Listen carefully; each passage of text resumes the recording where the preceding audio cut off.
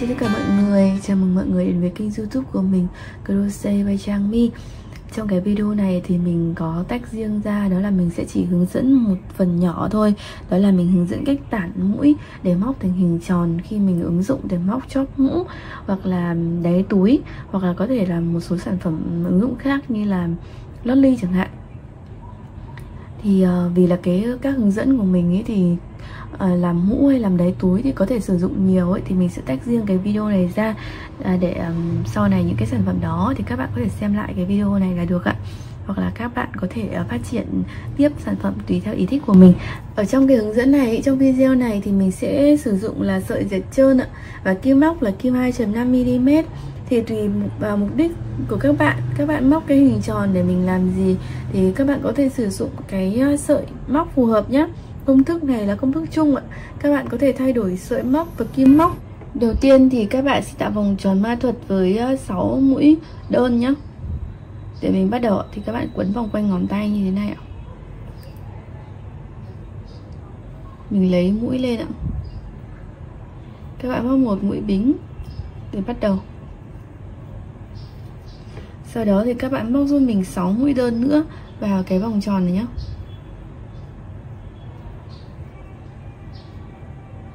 Một này, 2, 3. Tương tự như vậy các bạn móc thêm 3 mũi đơn nữa nhé. Sau khi mà được 6 cái mũi đơn như thế này thì các bạn sẽ kéo cái phần dây này để mình thít lại nhé. Cái vòng tròn ma thuật của mình nó sẽ bé lại như thế này. Và các bạn sẽ kết thúc hàng 1 ở đây ạ. Từ hàng thứ hai thì các bạn sẽ tăng tịnh tiến mỗi hàng 6 mũi. Thì vì là mình sẽ không móc kết thúc hàng, do vậy là các bạn sẽ sử dụng một cái sợi khác như thế này để mình đánh dấu vào cái vị trí bắt đầu, để mình biết khi nào bắt đầu hàng nhé. Các bạn vắt qua đây thôi, mình cài vào, sau đó sẽ có thể rút ra được mà. Sau đó thì sang hàng thứ hai các bạn sẽ móc là từ 6 tăng lên là 12 mũi, tức là 2 mũi các bạn móc vào một chân nhé. Thì đây là cái mũi đầu tiên ạ, thì các bạn sẽ móc trực tiếp luôn mũi đơn ạ.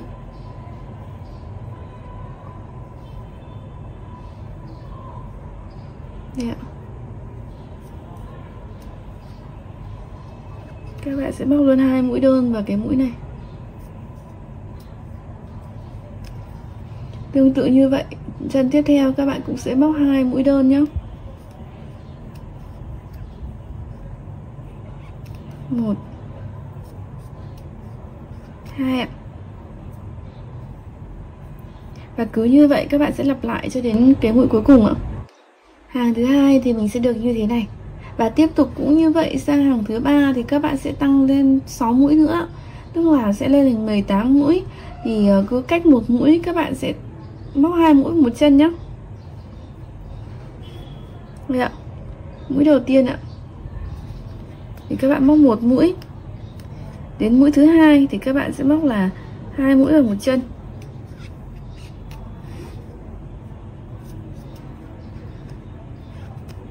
Và các bạn sẽ để ý nó sẽ vào cái vị trí chính giữa của 2 mũi và một chân ở đằng trước ạ.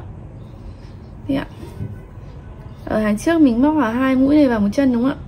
Thì bây giờ các bạn mũi thứ nhất này, sau đó mũi thứ hai mình thêm mũi thì nó sẽ là vào chính giữa. Đây ạ. Có thể đếm là 1 mũi này, 2 mũi này, 2 thêm 1, mình thêm 1.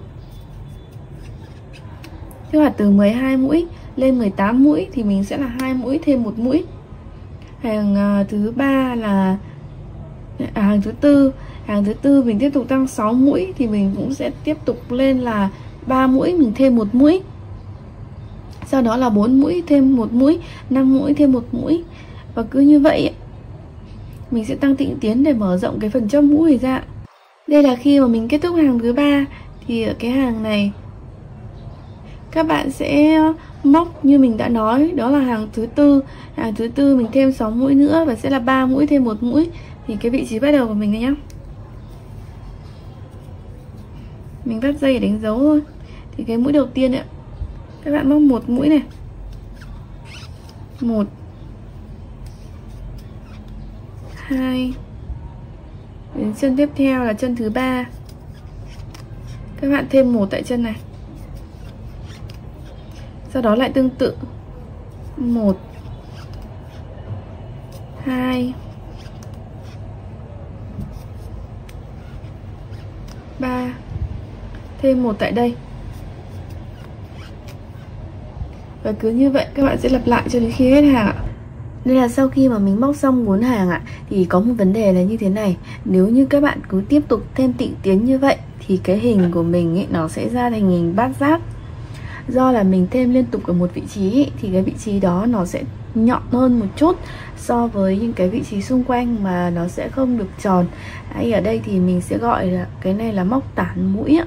Tức là mình tản cái vị trí thêm mũi lên đều ở trên cái hình tròn để nó tránh tạo ra cái hình như vậy, tạo ra cái, tại nó sẽ được tròn hơn và không bị tạo ra cái hình bát giác ấy.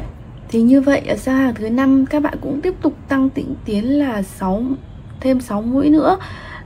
Thì ở đây thì thì có nghĩa là các bạn cũng vẫn sẽ móc là 4 mũi thêm 1 mũi.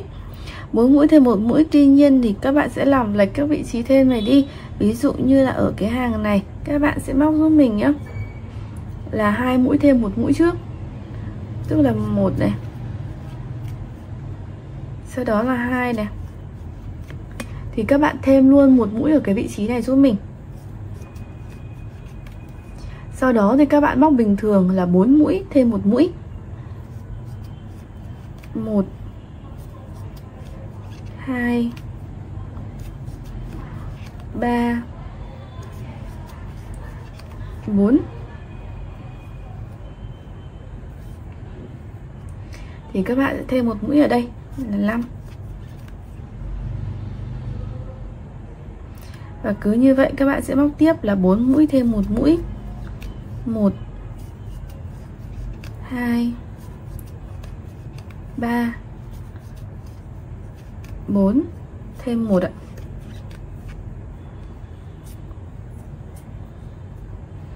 Và các bạn lặp lại 4 mũi thêm 1 mũi cho đến khi hết hàng. Đến hết hàng thì mình sẽ dừng cái vị trí này là sẽ hết hàng đấy ạ. Tức là sau khi thêm 1 mũi, 2 mũi một chân ở đây thì mình sẽ làm 1 2 đấy ạ. Tức là 4 mũi thêm 1 mũi thì lúc bắt đầu mình móc là 2 thêm 1, thì ở cuối này mình sẽ còn là 2 mũi, thì cộng tổng lại các bạn vẫn là 4 mũi thêm 1, đúng không ạ? Và cái hàng tiếp theo thì các bạn, hàng thứ 6 các bạn cũng tương tự như vậy, là mình cũng sẽ thêm một cái vị trí lệch đi để cho nó không bị tạo cạnh ấy. Thì ở đây các bạn có thể thêm như thế này, tức là mình cứ cách một hàng này mình thêm ở giữa nhánh hàng thứ sau các bạn lại thêm bình thường. Tức là hàng vừa rồi ấy, các bạn móc là 2 thêm 1 đầu tiên, thì ở hàng này các bạn móc 5 thêm 1 bình thường giúp mình. Tức là các bạn sẽ cứ móc là 5 thêm 1, 5 thêm 1, 5 thêm 1 lặp lại như vậy cho đến khi hết hàng. Nó giống với hàng 4 ấy. Hàng này mình cũng tăng 6 mũi mà. Thì các bạn sẽ móc bình thường nhá. Là 1 này, 2 này, 3 này, 4, 5. 5 mũi thì mình sẽ thêm 1 tại đây. Nó sẽ thẳng hàng với cái vị trí thêm 1 ở cái hàng trước đó đấy ạ. Và sau đó các bạn lại móc bình thường là 5 thêm 1 ạ. 1 2 3 4 5 thêm 1. Cứ như vậy thì các bạn sẽ lặp lại cho đến khi hết hàng nhé. Thì ở hàng này mình sẽ kết thúc ở vị trí là 2 mũi thêm vào 1 mũi. Thì cứ tương tự như vậy, cái hàng tiếp theo các bạn sẽ lại móc là 3 thêm 1 trước, sau đó là 6 thêm 1. Tức là hàng 7 các bạn sẽ móc là 3 thêm 1, sau đó thì sẽ là 6 thêm 1, lặp lại cho đến khi hết hàng. Hàng thứ 8 thì mình sẽ móc là 7 thêm 1, lặp lại cho đến khi hết hàng. Hàng thứ 9 thì mình sẽ lại là 4 thêm 1, sau đó thì là 8 thêm 1, lặp lại đến hàng. Cứ như vậy các bạn sẽ lặp lại nhé, cho đến khi mà mình được cái kích thước của hình tròn này mong muốn ạ. Thì ở đây mình sẽ làm tiếp một lần nữa với lại hàng 7 và hàng 8. Thì sau khi xong hàng 6 đấy ạ, mình kết thúc ở vị trí như vậy. Thì hàng thứ 7 thì các bạn sẽ móc giúp mình là 3 thêm 1 đầu tiên. Lần trước hàng 5 thì mình sẽ hàng 5 là mình đã móc là 2 thêm 1 rồi đúng không ạ? Hàng 7 thì mình sẽ móc là 3 thêm 1 ạ. 1 này, 2, 3, thêm 1 tại vị trí này ạ. Sau đó các bạn móc bình thường là 7 thêm 1 ạ. 1, 2, 3, 4, 5. Mình nhầm. Mình hơi nhầm một chút là mình sẽ thêm là 6 thêm 1 nhá. Thì đây ạ. Đây là 2 1 2 3 4 5 và 6 ạ. 6 thêm 1 nhá. Mình nhớ nhầm, hàng 8 mới là 7 thêm 1. Hàng 7 sẽ là 6 thêm 1 thì ở đây là sau 6 mũi này, mình thêm 1. Và sẽ lặp lại tương tự như vậy, cứ lặp lại 6 thêm 1 6 thêm 1 cho đến khi hết hàng ạ. Ở hàng này thì mình ở hàng 7 này mình sẽ kết thúc ở vị trí đó là 3 mũi đơn và 3 mũi đơn này. Sau khi móc 2 cái mũi một chân như thế này ạ, là kết thúc hàng 7 ạ. Thì sang hàng thứ 8 như mình cũng đã nói rồi, hàng này thì các bạn lại móc bình thường, đó là các bạn sẽ cứ móc 7 thêm 1 lặp lại cho đến khi hết hàng thôi ạ. Mà mình sẽ không ở mình giống như hàng 6 hàng 4 ấy. 4 3 2 1 ạ. Thì sẽ là 7 thêm 1 nhá. 1 ạ. 2, 3, 4, 5, 6, 7. Thêm 1. Nó cũng sẽ thẳng với cái vị trí ở trước đó đấy ạ.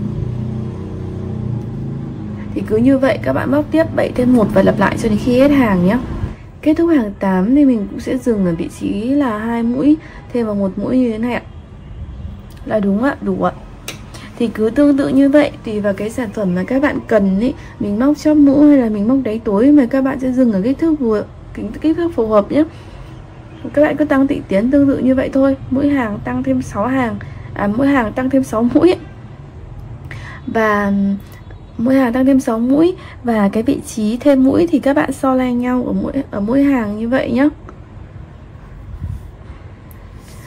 Mình chúc các bạn thành công nhé. Và đừng quên like, share và subscribe kênh YouTube của mình, Crochet by Trang My, nếu các bạn thích những cái video của mình. Cảm ơn các bạn rất là nhiều ạ.